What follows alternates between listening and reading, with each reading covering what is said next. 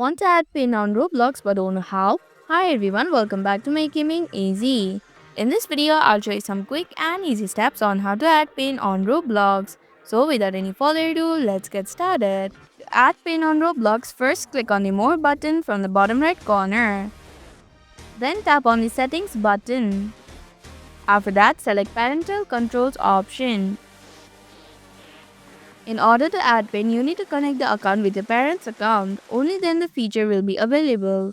If you have connected the account to your parent's account, you will see Parent PIN.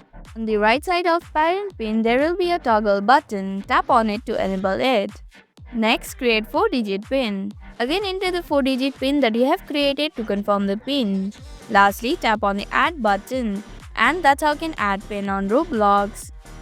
Thanks for watching Make Gaming Easy. Hope this video was helpful. If it was, then hit the like button and comment down if you have any questions or feedback. Also, if you're new to our channel, subscribe and hit the bell icon so that you don't miss upcoming videos.